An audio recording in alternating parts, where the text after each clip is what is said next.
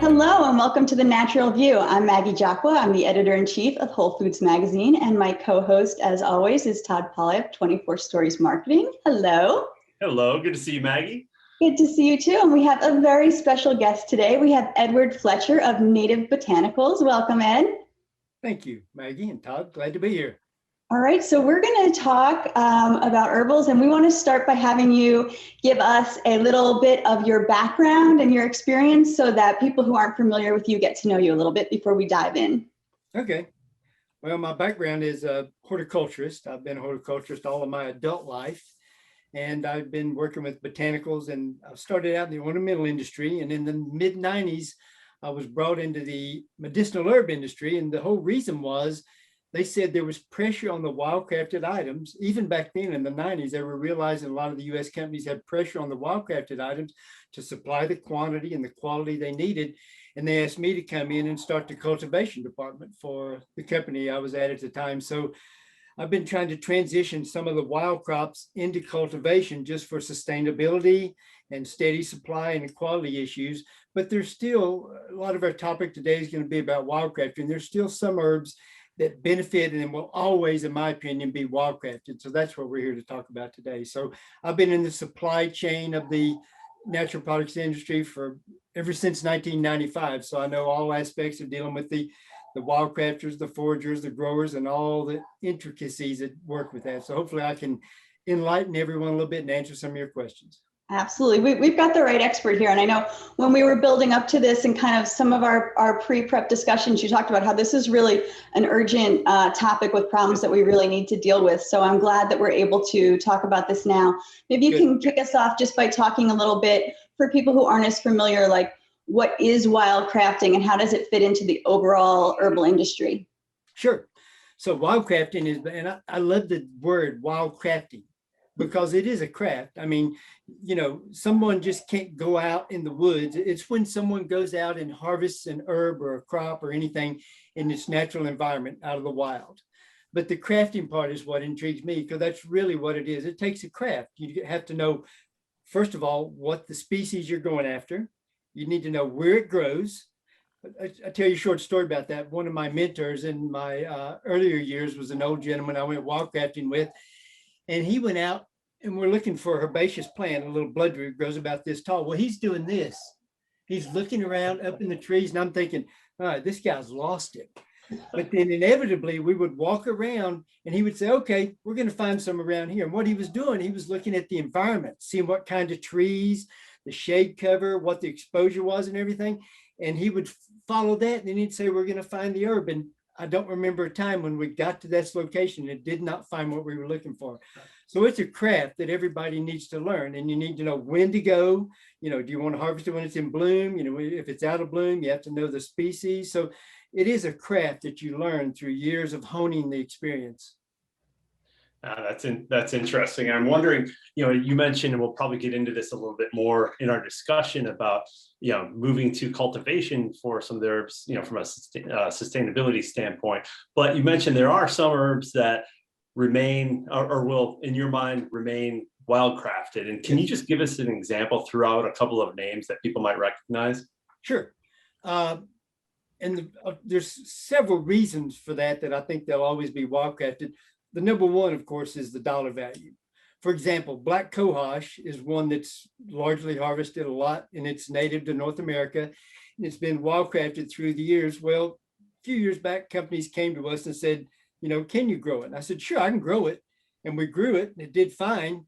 But the cost input of cultivating, I mean, you know, you have to plow the ground, till it, maintain it, weed it, and everything. It ran the cost up so high, it was above what they were willing to pay, what they were used to paying for wildcrafting. Okay. So, and it is very abundant in the wild, and it can be sustainably harvested because you harvest it in the fall. You can sustainably by two ways, either replanting the seeds, which is always good of all species, but you can also break part of the root off, the terminal bud, the bud for next year, replant that, and then just take the other part of the root. So with some training and, you know-how, it can be done sustainably. But because it's such a low dollar cost item, those companies said, you know, well, we just can't support the cultivation now. So I think black cohosh is one of the best examples for those reasons. It's going to remain wildcrafted. Yeah. Yeah, that's interesting. I'm wondering, as you talk about sustainability in terms of, ways to keep sustainable crop or sustainable plants growing while being wildcrafted, what are some of the measures to ensure that happens? So if you have collectors out there, is it the honor system? Once they know how to do that, they will replant a seed or just take a certain part of the plant, or how is that enforced, or is it? Good question. How is it enforced? It depends. Well, let's start with this. The traditional wildcrafter, the older generation, when they went out wildcraft, I mean, even before they were selling, if they were going out and harvest berries or harvest something for their own use, they knew if they took it all, they wouldn't have any next year. So they didn't take it all. So, I mean, to me, that's really simple in my mind. I want the plant to be here so I can come back year after year after year. So I'm going to leave some of it. So, there are a lot of studies done. I've been involved with different studies pertaining to leaving 30%, leaving 60%, only taking a certain percent of the crop, which is always good. Now that's going to vary with herb to herb because they all have a different growing system. Some of them propagate from seeds easier. Some of them propagate from root cuttings or just spread rhizomes faster. So it varies from herb to herb and place to place, but generally speaking, they need to harvest when the plant has seeds, plant the seeds back in the ground, and then also they need to leave a certain amount.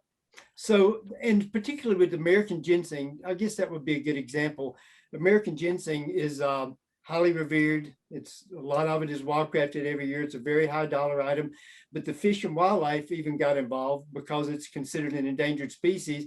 And APA that Todd, we worked with and developed a sustainable harvest brochure and explained how to plant the seeds, when to plant the seeds. And another thing that's interesting about ginseng, because it's an internationally endangered species under the CITES list, it also is mandated. It only has a season, sort of like a fishing season. Okay. You only fish a certain time of year, not when they're mating. And it also has a size limit, like a fishing season. It has to be 5 years old or older. What that does is it gives those plants time to be mature enough to have seeds. And you can't harvest them until in the fall when the seeds are mature, and you have to plant them back in that same general area. So there are some plants that it is mandated, but most other plants, it's left a lot of this up to the wildcrafters. But as I said at the beginning, the traditional wildcrafters realize they want to come back year after year after year to sustain their family, not just make it this year. So that's something that's really hard to instill in the new wildcrafters. When they want to go out there, it's like, oh, I'll dig it all, I'll make a lot of money. But they've got to think a little forward. So we try to teach that in our brochures, and just every time we work with new wildcrafters, explain that scenario.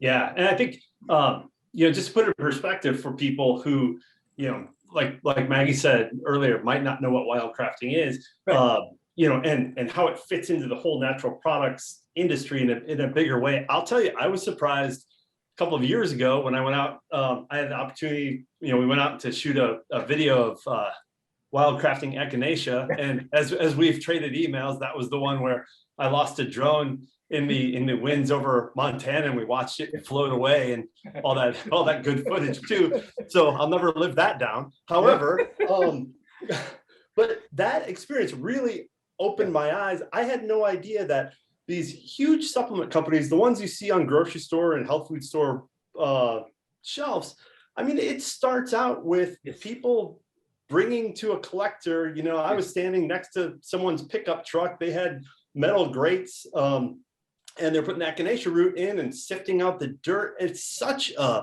close to the earth process. And then you see the bottle on the store shelf. I had no idea that's how it worked in the wildcrafting world. And I think it would probably open a lot of people's eyes who might not be familiar. So it really, wildcrafting and the sustainability of it just really has big implications to consumers. Yeah, I wish all consumers could have their eyes open like that, Todd, to see something like that, even in a video. As a matter of fact, I have one I could share with you later. We'll talk about it, but to make that connection of what it actually takes to get that little capsule or that extract in the bottle, it's amazing. Yeah. I'm wondering how big of an issue it is. Like, how big of a problem is it, and how much is it impacting the sustainability? Is it bad actors? Or are there people out there actually just like, we don't care, don't educate us? Or is it just a lack of education thing where hopefully the right people can be reached and more informed and then make a difference? Like, what are we looking at here?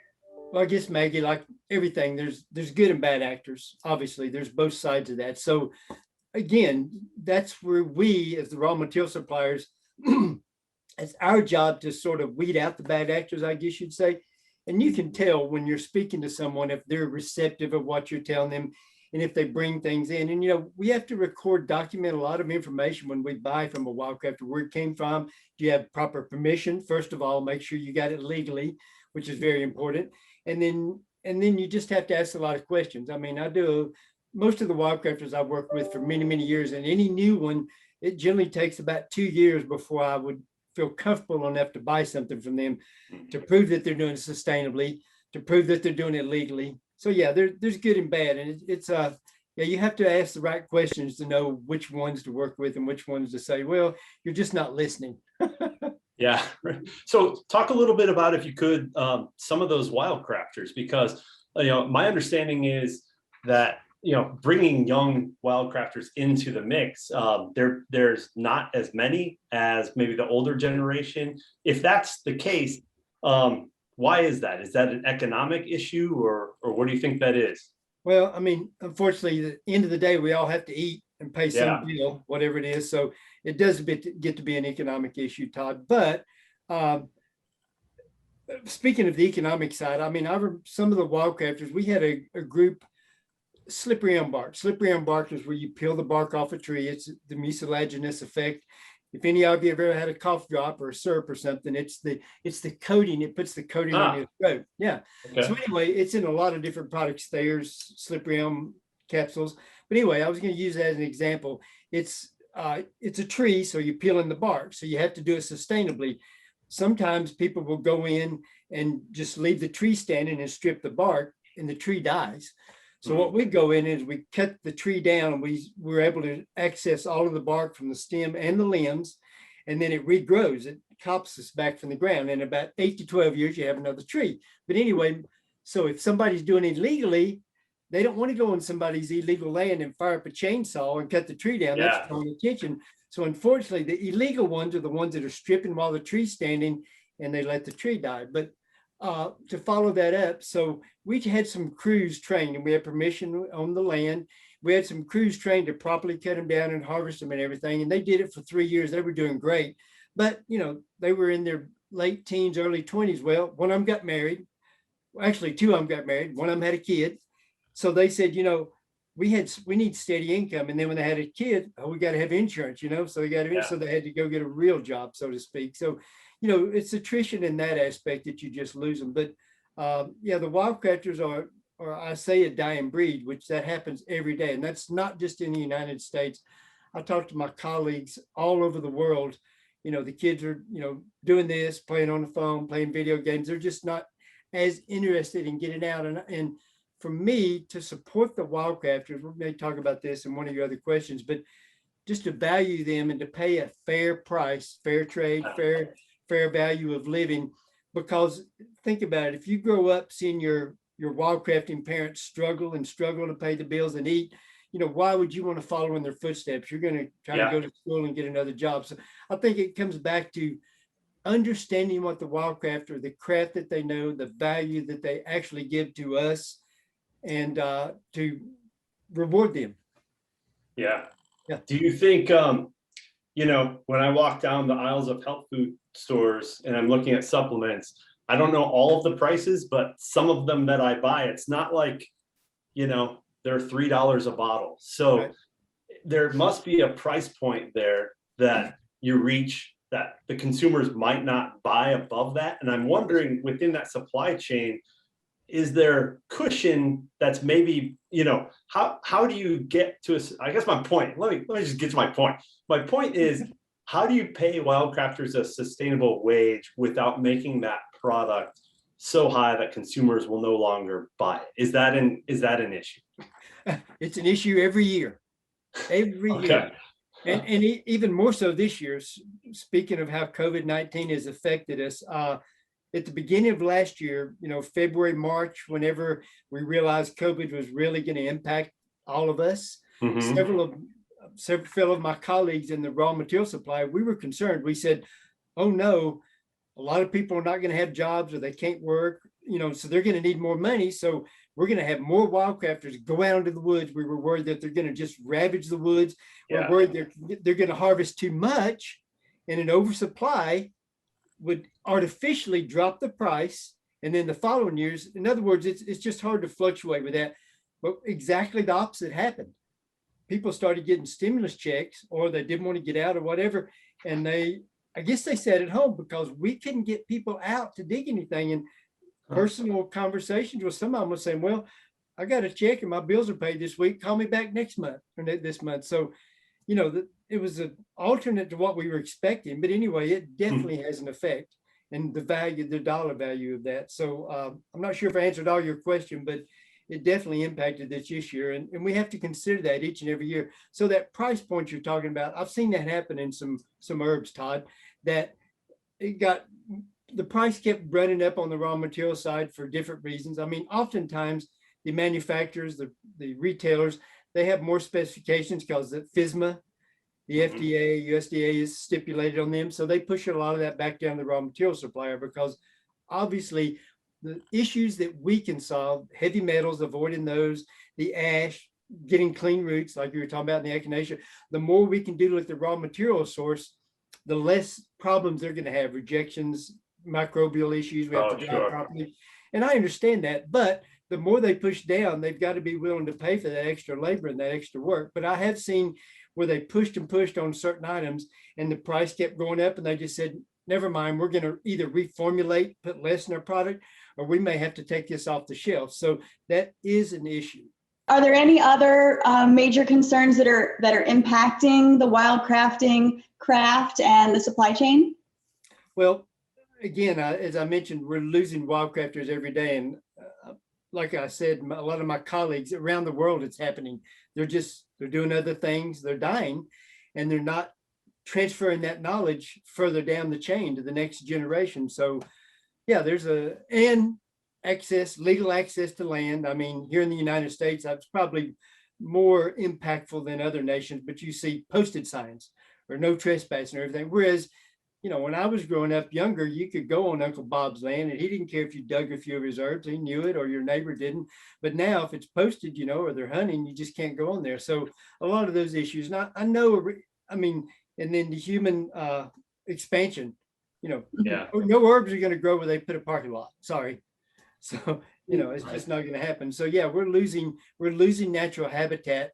That's the biggest single impact around the world. And in some more developed countries like the US, it's happening much faster than other countries. But that's our biggest impact, is we're just losing natural habitat, access to natural habitat.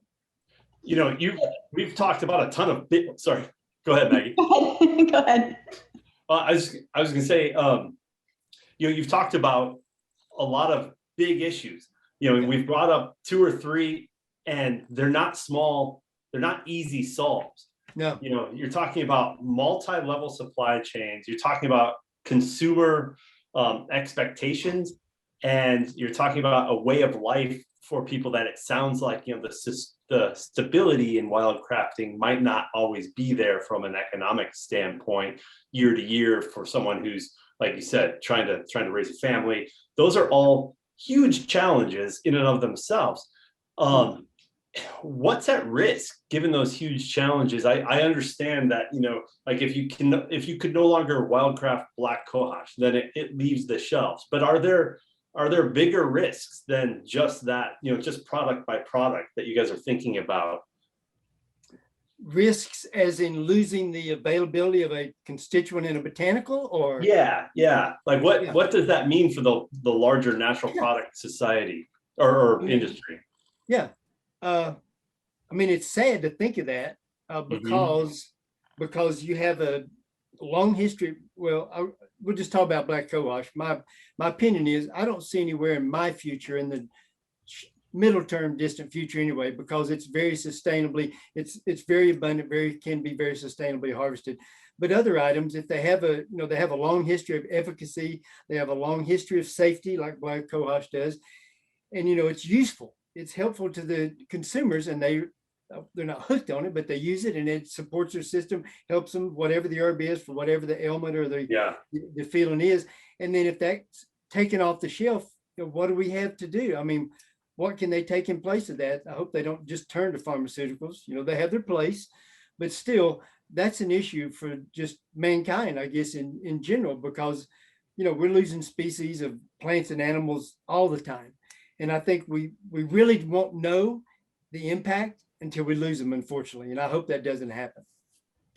Yeah. Can you talk to us about some of the things that the industry is doing? I know, APA is working on raising awareness. So what are some of the things that the industry is doing that we can help raise awareness now to our viewers, and even going down through the consumer? Because we know consumers are interested in sustainability now more than ever. Sure. I don't know how familiar they are with wildcrafting. I'm guessing not very. Yeah, not the general consumer, and that's what I like about Herbogram when they give out their annual industry numbers of the sales of the, they have that natural chain. Those numbers are different than the mainstream, and that's really true. I think the mainstream consumer, they just want the cheap product. And I'm going to say this, Todd, and you can decide if you want to cut this out. But whenever I give a talk, I tell people, look, go to Walmart to buy your socks or your underwear, your belt buckles. Don't go to Walmart to buy the cheapest herb. I'm sorry, just don't buy the cheapest. You want to take it into your body to be efficacious and help your system. Why would you buy the cheapest? Buy a throwaway item. You know what I mean? Yeah, so that makes I'll let sense. you decide if that's proper to leave in here. But my point is, generally speaking, you're going to pay for quality in anything you get. I mean, in cars, watches, clothes. If you're going to pay a little more for the quality, and that's what I suggest in the herb industries. I'll give you a scenario. Several times people will come up to me when I'm presenting something and say, okay, how do I know when I go in a store which echinacea to buy? And this is based on their efficacy and what's good. And I say, okay, here's the way I would suggest narrowing it down. Say you've got 5 echinacea products on the shelf. First of all, turn them around and see which one says standardized. And you don't need to know if it's hypericin or echinacea, isobutylamide. You don't need to know the constituent. If it just says standardized, that company, those companies have tested a little more to know that there's a minimum amount of whatever the efficacious constituent is. So say there's 3 of them are standardized, the other 2 aren't. Push the other 2 aside. Of those 3 that are standardized, they said, well, what do you do then? I said, well, my opinion is buy the most expensive one. I mean, generally, they're not twice as much. Generally, they're 5, 10, or 12% more. And they said, why? I said, because most companies don't just throw a price or just keep bumping up the price just to make more money. It's because they've done extra analysis on it, done extra testing, efficacy, shelf life studies, and they've put that into the bottle. And it costs more every step. And some of the bigger companies out there in the industry, their products are going to be a little more expensive, but they've been around a while, that they're good, they're safe and everything. So that's the way I paint the scenario, how to choose which one. Now, as far as wildcrafting goes, I see more and more companies, we've talked about sticker shock, the Hala stock, the kosher, the certified organic, but there is fair wild and fair trade. Those are 2 good movements that are really, it's taken a while to take a foothold, especially here, that's working better in other countries. But both of those aspects address the sustainability of the suppliers, the wildcrafters. They go back to the source and really look at what the wildcrafters need, the foragers, suppliers need, and they're addressing those. So those are 2 of the movements that the industry has stepped up in supporting. I hope they catch on, but just like organic, I remember when organic first came out, it took several years for it to get a hold, but now it's just growing exponentially. So I hope eventually, that's one way, Maggie, that they'll be able to see, and some companies do list on their herbs, they say, sustainably wildcrafted on their herbs. And so if that statement is on the bottle, they better make sure, and I feel rest assured, if they're going to go all the trouble to put it in print, the FDA is going to follow up on that and all their certifiers and their customers. So if it's in print, on the bottle in public, they better be able to back it up. So I would look for any wording like that without the stamp or insignia of a fair wild or fair trade. And I hope that will encourage more companies to do that. Yeah, well, you bring up several interesting points, as far as organic and taking a while to catch on. So fair trade, fair wild, if they're ramping up, I see a huge role here for brands too, to Yes. help them ramp that up. Education in terms of brands, what are brands doing well? The ones that are doing things well, besides just putting, and that's an important point, I don't want to diminish it, but putting something on the label. What are some other things you've seen, and what are some other things you think brands could be doing to help bring light to the issue and help? Because I think it's an education level where consumers, as long as they know the information in terms of why they would spend a little bit more to get fair trade herb, I think many will do it, but they need to know that first. Yeah, I agree. So some of the things that are being done good, I will say this, that in the last probably 5 to 6 years, I've had more companies, instead of just saying, can you sell me this and what's the price? More companies come to me and want to hear the story. They want to know the background. They want to know where it came from. In the last 5 years, I've had more than the last 20 years ask me those questions. So that's good. Sign. That's positive. Yeah. And some of the, to share a specific company that I work with, Traditional Medicinals, their teas, they came actually out to one of our farms. We were growing pleurisy root to went in one of their teas, and they did a story. And if you've seen any of their boxes, they tell the story on the box, where it comes from, the sort of about the farmer. It's sort of like the what's the juice company that has the growers on the back of their cranberry jar. I know what you're talking about. I can't think of the name of it. Anyway, the same scenario. I think everyone viewing this will be like, it's this one, guys. Right. Come on. Ocean spray. What's that one? Oh, yeah. But anyway, I think that's the best way they can promote it, is say, hey, here's where your herbs come from. Here's where they come. Gaia Herbs has that where you can scan and trace the herbs back to see where the source is. Yeah. And those brands are doing it right. And it does, I tell you, it's going to have to come from the top down on this. In other words, they're going to have to promote it. We do our part, but the retailers, they're going to have to promote that to the public. And I said, we're here, we're willing to tell the story, and I can help you tell the story, but it's your job to promote it, to enforce your brand. But yeah, it's being done right. But again, it's taking a catch on. I hope it does a snowball effect soon. Absolutely. Okay. So what else? We've covered a lot. Are there any other key points that you want to drive home, or things we haven't touched on that, knowing that we do have retailers in the audience, as well as brands and suppliers and practitioners, any other messages you want to get across? I think the bottom line is, I hope we will, number one, value your suppliers, no matter where they're from, no matter if they're wild, no matter if they're cultivated or not. I'll tell another short story if you want to include it. Previous company I was working at, because I was in charge of all the cultivation and the raw supplies, and we went into one of our monthly meetings, and we brought in our paperwork, and I held up and said, well, here's this product from this grower, but we're going to have to pay him this instead of this, a little bit higher. And they said, what do you mean? I said, well, we had this happen. He had yield, we had problems. I said, so he'll be here for the following years to supply us material. We have to pay a little more. And the manager looked at me and said, do you remember who signed your check? It's not him, it's me. And I kind of looked back and I said, but I don't get it. I said, if we don't pay him a fair price, he's not going to be there next year. If he doesn't supply us material, we're not going to be here. So, it's simple to me. Yeah. There's good and bad, but he had a crop failure. He didn't get the money, and literally he was going to file bankruptcy if we didn't support him. Fortunately, I explained that, and somehow they stood up to it, which pays off. But I think we just have to value our suppliers, no matter where they are and how they are, and pay attention to what they need. Help them out, partner with them.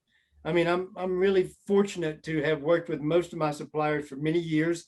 I know what they need, and when I can, I support them in those ways. And I just think we all need to consider that as brand, and not just price buying, but value buying. Value buying as in you're paying for the value.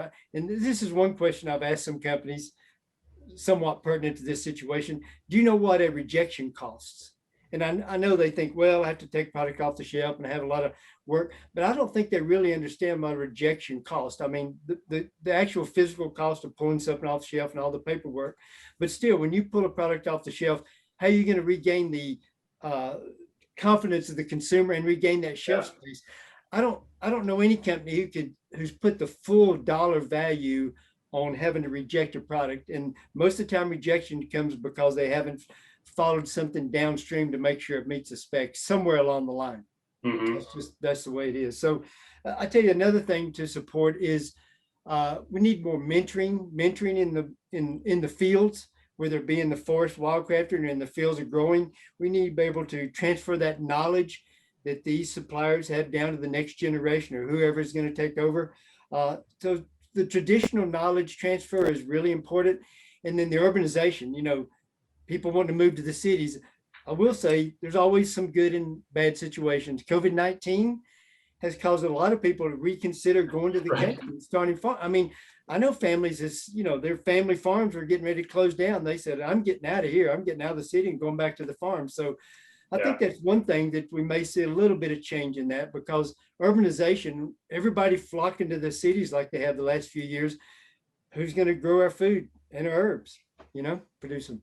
So thankful and grateful to you for helping to inform our audience, and we'll have to do this again. Keep us posted. As you said, it's constantly changing. New years bring new challenges, so we have to stay on top of this and keep people in the loop, and so that they know what they can be doing to help.